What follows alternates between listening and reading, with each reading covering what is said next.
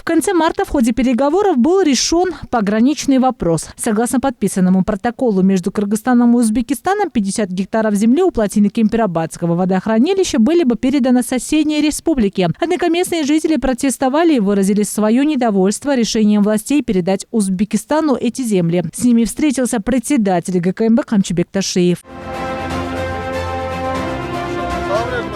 Участники акции протеста отметили, что 50 гектаров земли, которые будут обменены соседней страной, являются источником воды и будут использоваться в качестве пастбищ. Ташиев обсудил с местными жителями и предоставил исчерпывающую и убедительную доступную информацию о протоколе, достигнутом с Узбекистаном.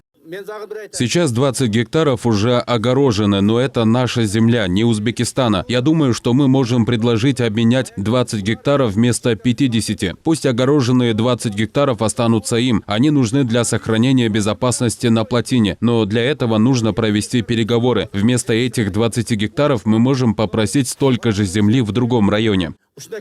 Он добавил, что некоторые из организаторов протеста пытались спровоцировать остальных. Люди, которые слышали подробности соглашения Ташиева с соседней страной, убедились в его словах и в конце поблагодарили его.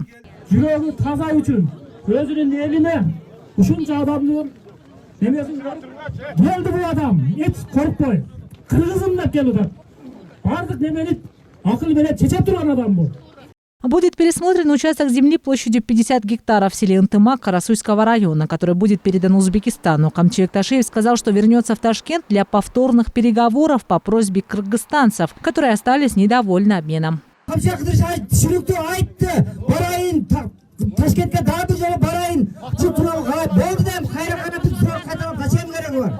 На встрече пришли к мнению, что договор об обмене землей с Узбекистаном будет наиболее выгодным. Таким образом, пограничный спор все равно был бы разрешен. Там ни у кого нет участка земли. Это вообще пастбище. И мы договорились получить дополнительно 100 гектаров земли перед городом Карасу для решения земельного вопроса, дополнительной очистки. Отсюда возникла проблема, и сейчас ведутся разъяснительные работы.